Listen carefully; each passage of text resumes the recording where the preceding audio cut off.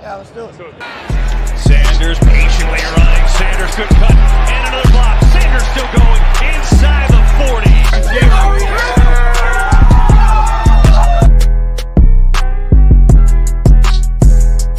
NFC East champs. Divisional champs.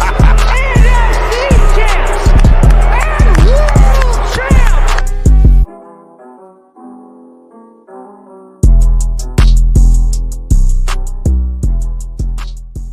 Hello, everybody, and welcome to our NFC Championship game preview here on the Kelly Green Hour as your Philadelphia Eagles are set to do battle with the San Francisco 49ers, the two best teams in the NFC all year. And it should be a very, very titanic battle between a really good offense for the Eagles and a really good defense for San Francisco. An offensive line and a defensive line that don't give up anything. So it should be a fun battle. I'm your host, LJ Harrell, and as always, I am joined by my co-host, Connor Donald. Connor, I'm excited that this week is dragging on. We're three days plus 3.5 hours-ish away, and it can't get here quick enough. No, I agree. You were saying it earlier about how, last week felt like it dragged on. This week it's probably worse.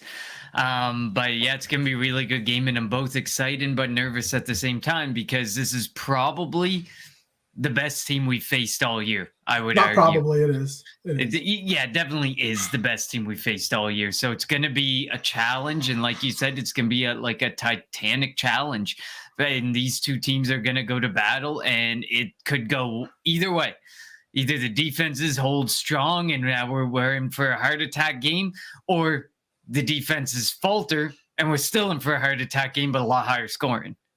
Yeah, I think it's going to be opposite of whatever we predict at the end. But before we get started, as always, follow us on Twitter at Kelly Green Hour. Follow Connor on Twitter at Connor10. That's TEN. Follow me on Twitter at LJ Harrell54.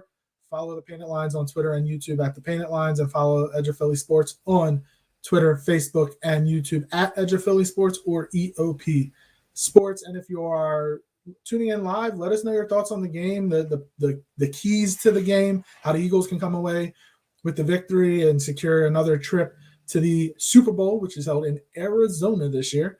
Or give us your prediction. Let us know what you think. But Connor, there's been all talk all week. Before we get started on the game, though, the awards came out the other day. And Martin, we'll get to what's up with AJ Brown. He says he's okay, has a hip thing. He's going to play on Sunday. He's not going to miss this game for the world. But we will definitely discuss him, because going up against this tough San Francisco defense, definitely going to need AJ Brown out there. Jalen Hurts, a finalist for MVP. Nick Sirianni, not a finalist for Coach of the Year. Brandon Graham, not a finalist for Comeback Player of the Year. Hassan Reddick, not a finalist for Defensive Player of the Year. Is this where we throw the dog masks on again and get ready to go on Sunday? That's what it feels like, because, you put Hassan Reddick up against some of those other guys who got honors or who got the finalist honor bestowed upon them, and he had a better year pound for pound. I don't care what anybody says. Oh, yeah, pound for pound. Like, you look at the stats, he's on par or right behind, but in a big game moment, Hassan Reddick has been able to step up for us more than I think any of those other finalists have been able to. Look at those forced fumbles. Look at those fumble recoveries, those sacks in key moments. He's done some huge things, and that's shocking. And Brandon Graham, the story tells itself. 33-year-old tears his Achilles. That you would have thought would have been like a career ender. If not a career ender, he'd come back and be half the man that he was. Instead, he comes back and has a career year at the age of 34, a year removed from a torn Achilles. And when you talk about Comeback Player of the Year, like, he only played a game and a half. Geno Smith, Geno Smith didn't miss last year. Saquon missed 4 games. Christian McCaffrey missed how many games? I don't even know. But, we're talking about a guy, and I'm going to reiterate what you just said. He missed the entire year. He played a game and a half. He's 34. You're coming off of an Achilles at the defensive end position, and he set a career high in sacks. If that is not Comeback Player of the Year material, I don't know what is. And I agree with you. I don't really like Saquon Barkley in that spot because, like, I think you should have to miss or not play a very significant amount of game. And like, okay, Geno, I can get behind Geno. He didn't really play last year. He was thrust into the starting role after they traded Russell Wilson. I'm fine with that. But Saquon doesn't really make a whole lot of sense to me. To like, why you miss 4 games and you get to be comeback player of the year because you had a down year because the team you were on was terrible. They ended up turning around and firing their coach and general manager. Like, that's not comeback player of the year to me. That to me, that doesn't fit the mold of comeback player of the year. So I really, if Saquon Barkley wins it, that award is a sham, and that award is not. It's not a sham in regards to like. It would be more. It would be more just a sham because of the idea that behind it, and like, what does the award actually mean anymore? And like, they need to really lay out more what that award is. And then as far as coach of the year, it's not like, who would you take out? Because it's Dable, Shanahan, and Doug EP, right? yeah. So Dougie P and Dayball deserve to be there. I don't care what people say. I know there's a few people out there saying, well, we beat Dayball 3 times. Doesn't that mean that Nick Sirianni should be in discussion? I don't think it's apples to apples, like record against each other. It's look at what the team was the year prior and look what it turned into. Yes, Nick Sirianni should be in the discussion, but I think you can fairly argue for all of them. I actually like, if you look at Doug Peterson probably deserves it the most. Yeah, he probably does. If you look, what was the over under for the Eagles coming into this year? 9.5? 9.5, I think. 14. So like, that's 5 full games. Like that you won more. Like the over under for the Giants was 6 maybe, and they won 8 or 9. Like, and again, like there's a bunch of different metrics and obviously the eye test and all that, but it is. I do think that he kind of got slighted a little bit. And then like Dougie P didn't even get a vote, or he got 1 vote in 2017. And when Sean McVay won the award. So like Dougie P finally getting his deservance there. But yeah, it was just disappointing because like you work all year, and I'm not saying it's all about awards. And like Jalen said, he's not done. Obviously, the biggest award is the Super Bowl trophy. If he wins Super Bowl MVP, he's not going to care about regular season MVP if he doesn't win it. Patrick Mahomes is probably going to win it, and I'm not saying he's not deserving. But we're almost at the point with Patrick Mahomes where it's like Michael Jordan, where you expect greatness, and it's tough to continue to give them the MVP when that's what we expect. But like we talked about it coming into the season, when it comes to Jalen Hurts, he needed to make strides in order for this team to be better, and he made strides, way more than I think almost everybody anticipated. So hopefully, will he win the MVP? Probably not, but he's definitely getting the recognition that he deserves. Yeah, it's about time that he gets the recognition he deserves, because we were talking about it on the last episode that Brock Purdy and Daniel Jones have kind of overshadowed these matchups because they're enamored by, the strides that they took. But then you look at Jalen Hurts and he took an equal or larger stride, I think, and improved in areas that are a lot harder to improve on, like your passing game, your accuracy, and the way that he completely turned this offense into like a 3-headed monster. You can run, you can option, you can pass, and he can pass at all 3 levels. It's like a completely different guy.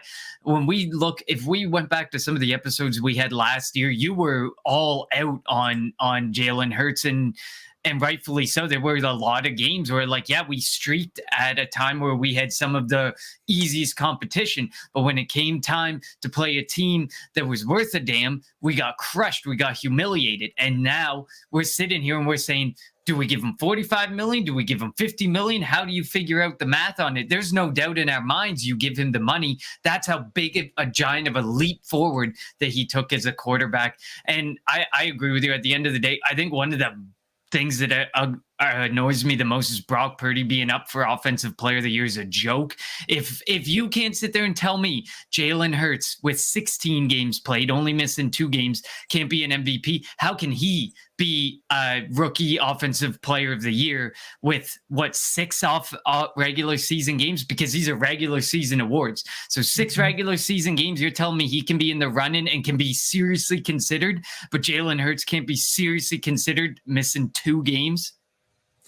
Yeah, that makes sense. That I didn't even see the offensive play. Justin Jefferson's going to win it. Let's be real. So it was rookie Offensive Player of the Year. So I think it's Brock Purdy, Kenneth Walker, and maybe Garrett Wilson were the finalists. I can't remember for sure, but I think Kenneth Walker will win it, and I think Sauce Gardner will win Defensive Rookie of the Year. But yeah, like it is. You should have. There has to be, just like because Goddard and C.J. Gardner-Johnson were on the IR when the Pro Bowl teams were announced and they weren't allowed to be named Pro Bowlers, when we both know they were Pro Bowlers. Like there should be a minimum amount of games played where you should be up for an award. Martin, we love the questions. Can the Eagles become a dynasty? How many players will be back next year, and do we reload? We want to wait for questions like that for the offseason, but dynasty is tough to say because this team will look different next year. You have 6 or 7 starters on the defense that are free agents. Not all of them are going to be able to come back. They're going to have to pay Jalen Hurts, so that's going to take into account. Like, if you look at it, I would love C.J. Gardner-Johnson back, and it's probably going to be T.J. Edwards coming back because they're not going to bring both linebackers. Nakobe Dean's going to be one of the starters next year. I would love James Bradbury to come back, but he's priced himself out. He's going to be a starter somewhere next year. He's going to get a lot of money. Fletcher Cox probably won't be back. I would love to see Javon Hargrave back, but he might have made himself a lot of money. So looking at what the defense is and the changes that are going to be made on that side of the ball, Gannon's probably going to be hired somewhere else. You never know. So like the defense from coaching staff to personnel is definitely going to look different. And Howie has always said it. We don't rebuild, we retool, right? We don't try to have multiple seasons where we're down, where we're not in the playoffs. So once the contract for Jalen Hurts figured out, once that's taken care of, you're going to see him go out there and bring in people just like they did on the offensive side of the ball last year with A.J. Brown, and making that trade on draft day. You're going to see the same thing on the defensive side of the football. Maybe there's going to be 2 or 3 new starters along with a new defensive coordinator, but they will bring the pieces back or bring in pieces that will help this team build and not, take multiple steps back. Yeah, and I think, like you alluded to it, we never really enter a rebuild, even though it may look like last year we were like, oh, maybe it's time for a rebuild. It's always a retool with Howie. He always has something up his sleeve. He's always trying to make deals that make things move along a lot quicker. And I think it kind of goes to show because we've been in the most conference championships since 2000. Like, it just goes to show that when we have a down year, we come right back. Look at the Chip Kelly times. We had the down year, he got fired. We had a second down year, and then we were right back up. Then the Dougie P era, or the end of it with Carson Wentz, in that situation, we went down. Then we came right back up the next year. We had back-to-back down years. It's always back-to-back down years because you change your coach and stuff, and then you got to look at the schemes that you have and the coordinators that you have, like he did with this offense and defense. And he said, what do we need? Let's figure it out. So we had a couple of down years, and then boom, here we are. We're back at it again. We're never one of those teams like, the Detroit Lions or the Chicago Bears who seem to be, or the Vegas Raiders who seem to be in these endless rebuilds and these endless retools that would be so frustrating from a fan perspective to watch, because it doesn't feel like they can ever get the right people in place or the right players in place or make the right picks. But it seems like, as much as we may judge Howie when he drafts sometimes, a lot of these guys end up working out.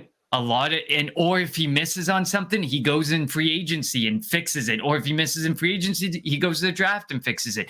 It just feels like he's always ready, and he's always got a backup plan that we don't even realize is out there. So you definitely make some really good points. And I think we didn't know about the A.J. Brown thing when that happened. So zero clue about the A.J. Brown. We were all shocked and we were all happy. All right. So we've discussed that enough. We'll wait until the offseason to get into what the team could look like, Jalen Hurts' contract could look like, and all that. The offseason moves that we made. Let's talk the NFC Championship game, the Philadelphia Eagles and the San Francisco 49ers. The San Francisco is coming in with the best defense. With the best defense in the league, led by Nick Bosa. They have Fred Warner, who was running stride for stride with CeeDee Lamb on Sunday. That was wild. It was wild. He's all out. Dre Greenlaw is good. Talanoa Hufanga coming out of nowhere, out of USC, turning into a really, really good safety, playing just like his idol, Troy Polamalu. They have players, they have all-stars, they have all-pros at every level of their defense. We talk about how the Eagles' strength on offense is the offensive line. It's going to be a battle. It's going to be a test against this defensive line for Seattle, led by Bosa, Arik Armstrong, Javon Kinlaw, and Ebukam. We know the Eagles ran for 268 yards last week. I don't expect that this week, but they're going to have to win their individual matchups to be able to move the ball on Sunday. Yeah, I mean, I it's going to be so interesting. I can't remember who tweeted it out, but somebody tweeted, you could build a Pro Bowl team out of the 49ers and the Eagles and put them up against the rest of the NFC Pro Bowl team, and you would win. They would win easily. And it's so true. You look up and down, look at the weapons. Like, how would you even decide what 3 wide receivers you want on the field of these wide receivers? Brandon Ayuk, Deebo Samuel, Devontae Smith, A.J. Brown. A.J. Brown, Devontae Smith, and Deebo Samuel would be the receivers. Your 2 tight ends with Greg Kittle and Dallas Goedert. McCaffrey as your running back. Hurts as your receiver. Imagine deciding the offensive and defensive Trent lines. Williams at left tackle. Lane Johnson at right tackle. The center would be Kelsey. I think you'd probably put Dickerson and Sayamalu. And Spencer Buford at right guard. I don't know. It would be tough, but that's a fun game to actually play maybe next week in between the conference championship game and the Super Bowl. But yeah, you're right. Like an Eagles Niners super team would beat the NFC Pro Bowl team. Absolutely. And you kind of alluded to the defense alone. Like, that defense is crazy. And I think right now maybe it's up for debate if Charles Omenihu is going to play because of his legal issues that he just ran into. But I mean, that's a backup defensive end. Like, you could probably keep Samson Ebukam and Nick Bosa out there for extra snaps and be just fine. Like, that's how good that team is. And then, like you said all the names, it's going to be a tough day for Dallas Goedert. Their linebackers, I would definitely say, are much better than our linebackers. They can cover, like you said, that play where Fred Warner went stride for stride with CeeDee Lamb and broke up. I think he broke up the pass, right? Like that's crazy. He was in the way of it. It hit off of CeeDee's hands. He could have caught it, but yeah. But that's a linebacker with an elite wide receiver, stride for stride, being part of that play and making the play tough. Like, that was an incredible play, and I remember seeing that, and I'm like, man, we need a linebacker like that. That is unbelievable. But yeah, like you said, you look across the board at the matchups, and I can't confidently say that for sure we win out in some of these matchups. I am more confident in our wide receivers against their corners than their wide receivers against our cornerbacks, as long as we don't get, the Darius Slay that ended the season. If we can get the Darius Slay of earlier in the year or Darius Slay of last week, although if you're talking apples to oranges when you're talking the Giants wide receivers and the San Francisco 49er wide receivers. But I would trust that our wide receivers probably can get it done. Like, that would be the only matchup I can say with confidence I think that we can win out in. But that just makes so much, like you said, it's going to be so much harder to get that run game going. Dallas Goedert is going to have to be creative in how he gets away and gets open against those linebackers. How you're going to use, I think I just saw somebody tweeting the X factor is going to be, can the 49ers stop the big playability of this Eagles offense? Because one of the things they've been so effective at is plays of 15 and 20 plus yards through the air. That's where Jalen Hurts has been extremely effective and where our offense continues to cash in big time. And can they stop that? Can they stop those plays from happening? Like you said, how affected is AJ Brown going to be by this injury? Because we saw last week he was targeted 6 times, but he went 3 for 22. He was almost a null factor in the game. Luckily, we didn't need him. This week, we need him. We need all of these players to be playing at their top game on offense in order for this offense to have any opportunity to win. Yeah, we don't need the pouting AJ Brown, and and yesterday he said he's not a diva, and obviously he wants the ball, and he's an number one receiver, and I would want him to have the ball. But the fact that they were up 31-7 at the time was a little worrisome. But I'm hoping. I actually thought it was more like he got hurt, and I thought that's why he was a little upset.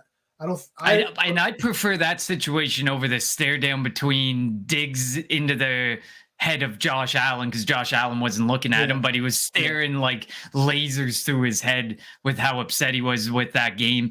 So, I mean, I'd rather this situation and knowing, like, you know, there's games where, he had 6 targets, but we've also seen games where he's had 15 targets. We've seen way more games where he's at 10 plus targets than 10 or less. Yeah, and it's going to be a big battle between Sirianni and Steichen and DeMeco Ryans, because DeMeco Ryans has been an outstanding defensive coordinator for the Niners. I mean, we got to see him play in Philly for a couple of years. Obviously, he started his career in Houston. And, you know, after Robert Saleh left, he just took over, and the defense has still been good. Obviously, when you have good players, Nick Bosa, Fred Warner, Dre Greenlaw, Charvarius Ward, when you have good players, it helps. I think the battle between Charvarius Ward and A.J. Brown, because I think Ward's going to follow A.J. Brown, is going to be big. You know, if Devontae Smith goes into the slot, probably Jimmy Graham or Jimmy Ward, might line up against him, maybe. But if they wanted to move a Ward or Lenore to follow Smith, I mean, they could do that as well. Just like their offense, their defense, you can put players everywhere. Just like with the Eagles defense, where Chauncey Gardner-Johnson, he can play safety, he can play corner, he can play slot. Like, you can move him all over the place. And I think that just makes your defense a lot better, because you have a bunch of different levels and a bunch of different things that you can do, because you have people that are multidimensional. Yeah, absolutely. And I mean, I tweeted it out last night. Avonte Maddox, they did a walkthrough, and if it had been a practice, he would have been a limited participant. And that is massive, because if today he is a limited participant, there is a very good chance Avonte Maddox plays. And like you said, CJ Gardner-Johnson is so much better when he can be a versatile piece, when he can be the safety, when he can come on down and be like almost a linebacker, when he can play right up on the line of scrimmage. He's so much better when he can be moved around. But right now we can't move him around because we desperately need him in that slot position. Even if, say we get Avonte Maddox back, but he can't play 100% of the snaps, even having him out there for 20, 25, 30 snaps and allowing us that versatility and that flexibility with Gardner-Johnson for the rest of the game, or for those 30 snaps, would be huge, would be instrumental in what we can do on defense. And it will give Gannon a lot more opportunity to use a lot different faces of his defense that way. Yeah. So let's jump over to the offensive side of the ball for San Francisco. They're led by Brock Purdy, and I think Purdy mentioned how they used their road trip to Seattle a few weeks back as kind of a test, or as a preview of what they would be going through going into a potential game on the road in the playoffs in Philly.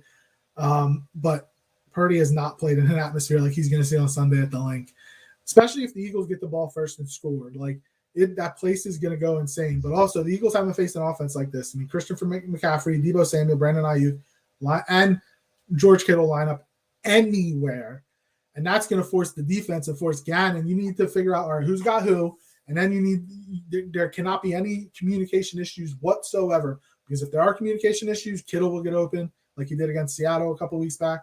Deebo will find a crease, and when he has the ball in his hands, he is a tough guy to tackle. Brandon Ayuk, able to make people miss. We know what Christian McCaffrey can do when he's healthy. Now, I mean, McCaffrey, Samuel, Elijah Mitchell, they're all questionable, but there's no way they missed the NFC Championship game.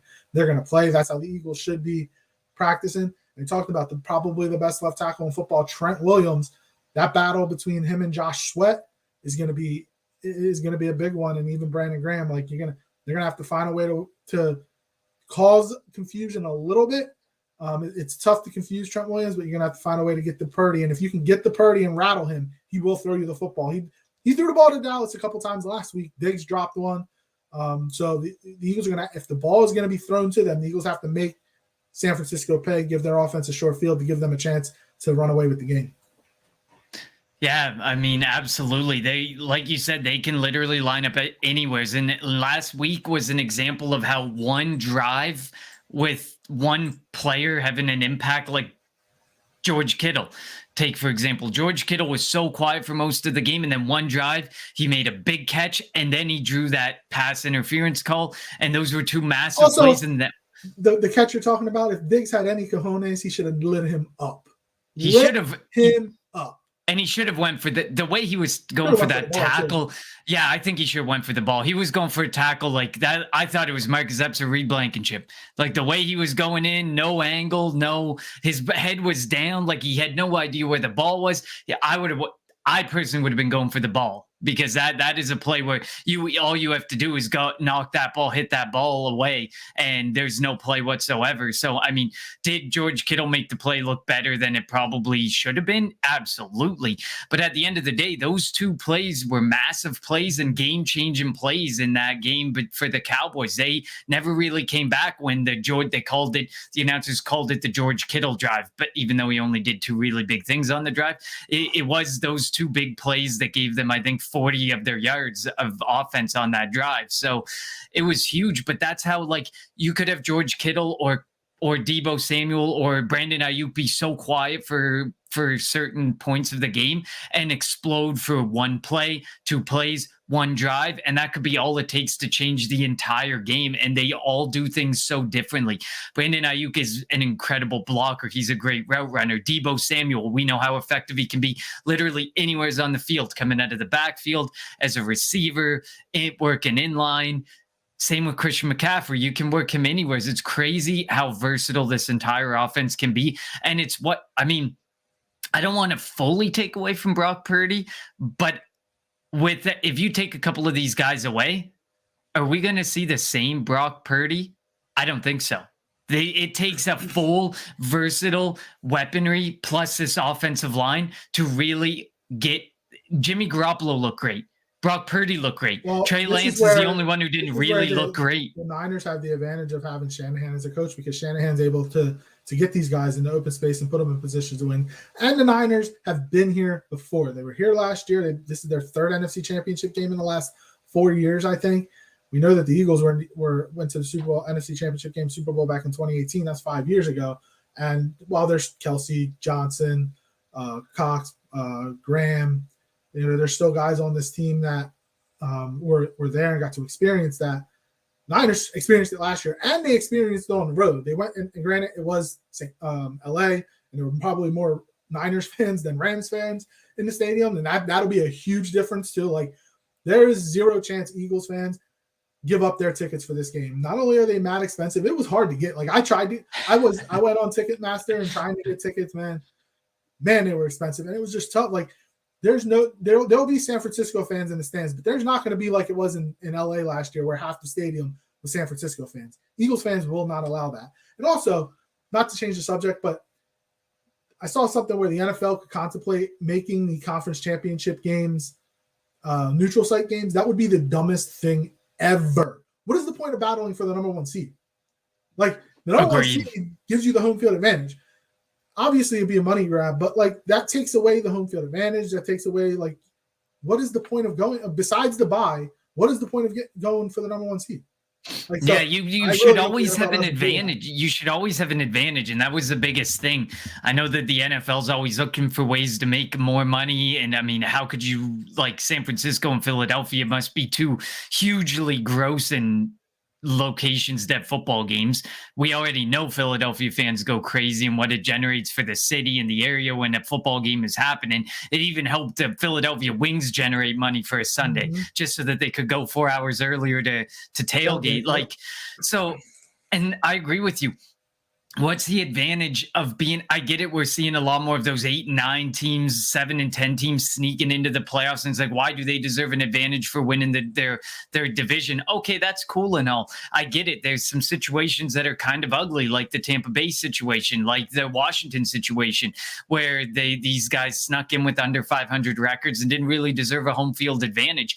14-3 deserves a home field advantage. You worked for that advantage. You got the buy and you wanted that advantage. And if you're good enough to get those, then you 100% should deserve your right to play however many games at your own home field. It's part of the advantage. It's a part of an advantage in every single sport. Why would the NFL want to be that sport who moves away from that? There's no reason to have neutral site playoff games just for the sake of, it might be a more fair game if you can hear or the crowd's not. That just takes away from what makes the NFL so amazing and the true home field advantage.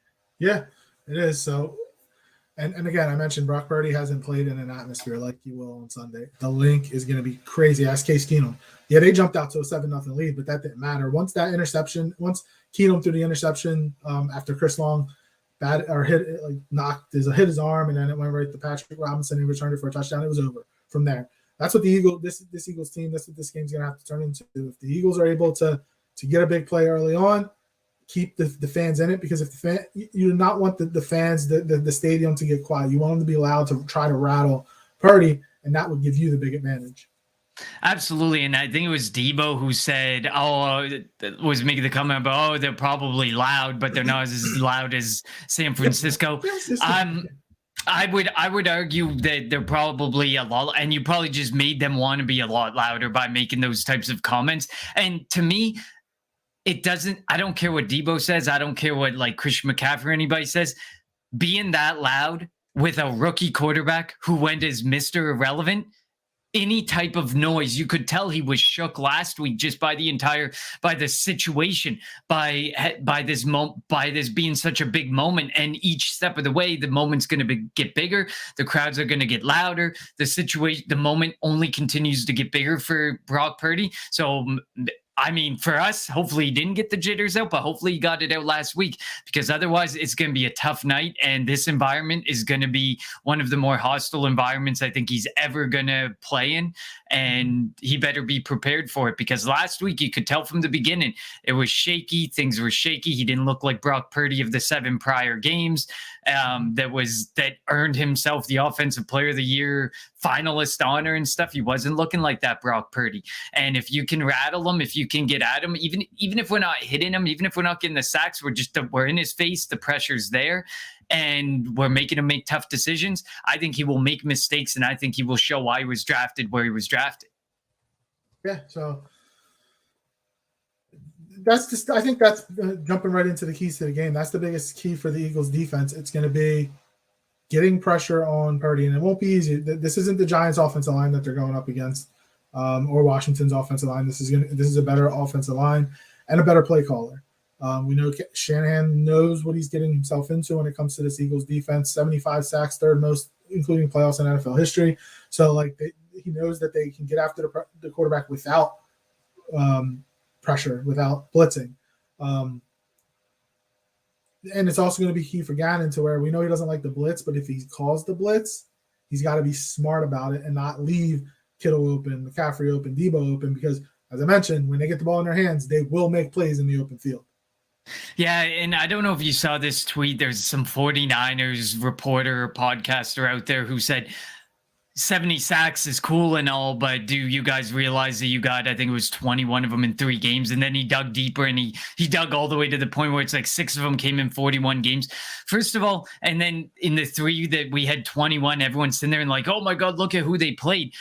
How many other teams went for 7 sacks against all those teams? Not many. So it just goes to show, like, people will grasp at any type of straw to sit there and say, it's cool and all, but look at who you did it against. Why weren't other teams doing it against them? Why weren't other teams up there getting, Dallas got to play those same teams and they didn't end up with 70 sacks. Yes, they ended up with a large amount of sacks, but definitely weren't on at the same pace. So to me, and it kind of was like at the beginning of the season, it was let's just get pressure, get in their face. Sure, we weren't getting the sacks, but the pressure was there. We were getting in their face. We were making them make tough decisions. Darius Slay was making big plays. Bradbury was making plays. The secondary was doing their job. The front four were doing their job. That's all it takes. If you don't have any sacks, but your defense is able to hold the team to like 14 or 17 points and the offense can go and do the rest, it doesn't matter to me if we get the sacks. The sacks are nice. It's a flash stat, but it's also the flash stat that we sit there and like interceptions that upset us about why Trayvon Diggs got some of the honors he got last year. It's just a flashy stat that the media and players go crazy over. At the end of the day, we've seen this defense do a lot with a little and a little with a lot at the same time when it comes to sacks, when it comes to interceptions, when it comes to forcing fumbles. So it doesn't always, sometimes when it's not always raining and pouring for us, but this could be one of those games where we just need some periodic big plays, and we don't need to get 7 sacks. We don't need to be that 70 sack team, but we need to be a team that can make Brock Purdy make decisions and make mistakes. Yeah, and that's again the key to the game. Force Purdy to be uncomfortable. And then on the offensive side of the ball for the Eagles, obviously the biggest key is protect the football. But and it's tough, but you got to find that explosive play. And I'm not asking for 5 explosive plays, 10 explosive plays, but you need to be able to get a big play to get the offense, to get Jalen Hurts into rhythm. And obviously the Eagles have the weapons to do it.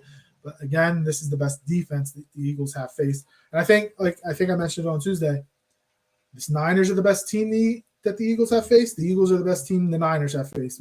These are have been the 2 best teams in the NFC. For the Eagles definitely have been the best team in the NFC all year, and the Niners have been up there for most of the year. So like this is a battle that we have been waiting for since halfway through the year, since Thanksgiving, whatever.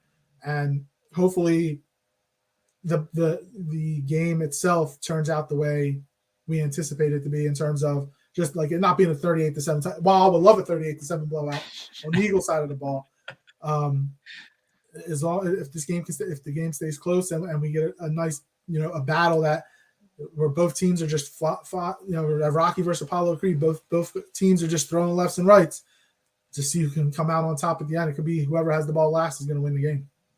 Yeah, and I mean, my key for the offense is don't abandon what's been so good for you. We saw down the backstretch that, they obviously ran a different offense with Gardner Minshew was far less effective. They ran the vanilla offense in week 18, but me and you were both questioning Shane Steichen. We were both questioning the offense, the play calling. We were abandoning things like the run game that opened the offense up so much for us. It's going to be frustrating. For Shane Steichen, it is going to be frustrating. It is going to be a game of chess between him and DeMeco Ryans, and on the other side, between Shanahan and Gannon. It is going to be a game of chess between these teams. There are times where it's going to be very frustrating, I think, and where you're not going to get what you really want to get. You're running the ball. You're getting 2 yards per carry. And I know in past games and in prior similar situations, Shane Steichen will abandon the run. Shane Steichen will abandon certain aspects of the offense that are so vitally important to opening up the entire offense and keeping that playbook wide open for the big play, for the smaller plays, for the easier third downs, to get yourself in those situations where to keep drives alive, to keep plays alive, and to get points up on the board. So I think that's one of the biggest things for me. Don't abandon any aspect of your playbook, no matter how frustrating it gets, because that's what worries me the most. I'm not as worried about Gannon as I would be in this situation of Shane Steichen. Yeah, so I'm just, I know that you want to say, I know it's Gannon, so it's tough. No, you want to speak down, but I mentioned it last week where both guys, both Gannon and Steichen, are interviewing for other jobs, and hopefully they put all their preparation into this. Obviously, we think they did, but like you can't think in the back again and say like he knows I have the hit. Pretty much like if he doesn't, unless he doesn't want it, like he's probably the favorite. Him or DeMeco Ryans are the favorite for the Houston job. Steichen could be thought of as the favorite for say the Carolina job potentially, but like and I obviously actually the back of their heads. I actually posted that report from Benjamin Albright. Apparently, the second interview for Shane Steichen didn't go well in Carolina, and they're actually pivoting away from him. So there's a chance while I wouldn't be overly disappointed to have Shane Steichen back, I think losing a guy like Brian Johnson because we can't offer up the offensive coordinator role anymore would be a tough loss to take. Not to pivot too far away from the game that we're talking about at hand. But I mean, at the end of the day, Shane Steichen was only really, that was the job he was rumored very closely to. And now things didn't go so well and they're pivoting away. I feel like we're going to have Shane Steichen back next year, but that could be negative in regards to Brian Johnson, because I was prepared and ready to have Brian Johnson promoted. And we know that he's being, one of the jobs he interviewed for was the Jets job, which was handed over to Nathaniel Hackett today. So that's one job off the board. And the more jobs that come off the board that Brian Johnson getting the promotion is better for us, because Shane Steichen, if he has another year, he continues to do what he's doing, it'll be like Gannon last season. Steichen will get his opportunity again next season, and we'll see from there. But I think Brian Johnson played a very crucial role in the development and the improvement that we saw from Jalen Hurts. Oh, definitely. And with these teams that have young quarterbacks, like let's say if Gannon gets that coaching job, what would be keeping him from bringing Brian Johnson to coach up, Bryce Young? So you never know. Or CJ Stroud. Yeah, we see it all the time. If you think Gannon's going and you're like, yeah, Gannon's gone, and you don't think for 2 seconds he's going to come back and poach some of these guys, he will. You know he will. Like, if we don't, like, I know we're going hard on Vic Fangio, but if we don't promote Denard Wilson, you don't think he is Jonathan Gannon's right-hand man. You don't think Denard Wilson's going with Jonathan Gannon and getting himself prepped and primed for another opportunity? And we're talking way too much about this, but I do want to say one thing. We saw what happened with Doug Peterson and how the staff looked after that initial staff. Frank Reich left and Doug DiFilippo left. It wasn't the same. Hopefully, it's not going to be that same outcome with Sirianni stuff. But this is something we'll talk about in the offseason. All right, prediction time. Who you got, Connor? Give us a. I mean, we've been talking this to death today. Let us know your prediction. I don't honestly believe that I could give you one like impact player, because there's so many different elements of this game that are going to go into play that it's so hard to pick. Like Dallas got AJ Brown needs to be able to play through that injury. Lane Johnson needs to continue to be the guy he was last year. He did say on a podcast that whatever happened right off that, like everything that he thought he had healed for 3 weeks, he felt it rip. He said it felt good. So hopefully that's a good sign that that it tore, he's good to go and it's this massive relief.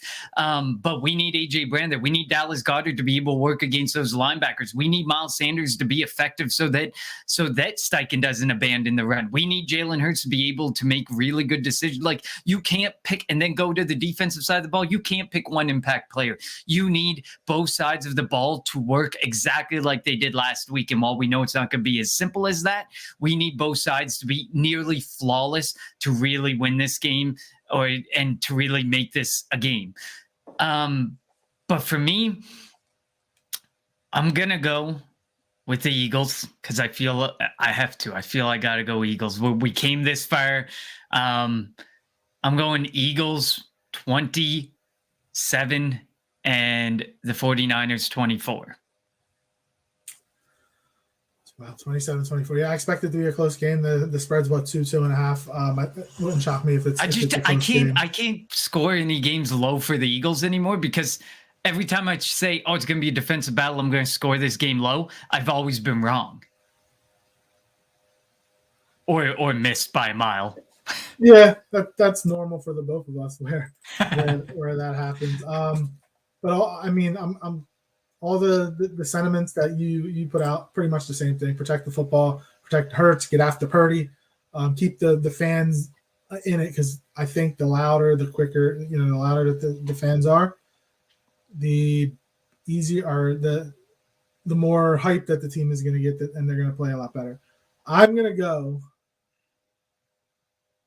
24-21 Eagles. It's tough too because tough. I really like. There's a part of me that's like, oh, should I just predict the 49ers because then I can be wrong, and I'd prefer to be wrong. But I really think the Eagles have come a long way. They've had a really good season. There was a little bump at the end, a little blip on the radar there for 4 or 5 games after, like leading into that Jalen Hurts game where he got hurt, and then the games with Gardner Minshew, and then the vanilla week 18 that really shouldn't count at all. But it had to count because we needed to get that win to get the bye. There was some blips on the radar, but I really feel like after last week, I know it's a completely different game. It's completely different competition, completely different atmosphere again. But to me, that we needed a game like we had last week against that type of competition to get us ready for this game against a lot tougher competition. They looked like the team that played the first half of the year. All right, quickly, who's winning the AFC Championship? Ooh, yeah, that I'm going Cincinnati. I really I'm going KC. I think it's going to be KC, but I think Cincinnati, they buried Buffalo. I was shocked with how bad Buffalo played. But I think I'm going to go KC. Like you said, like in these big moments, I like Patrick Mahomes. I like picking Patrick Mahomes to put up 50 when the other team puts up 48. I just believe in Mahomes to be able to do that. But it's like so close.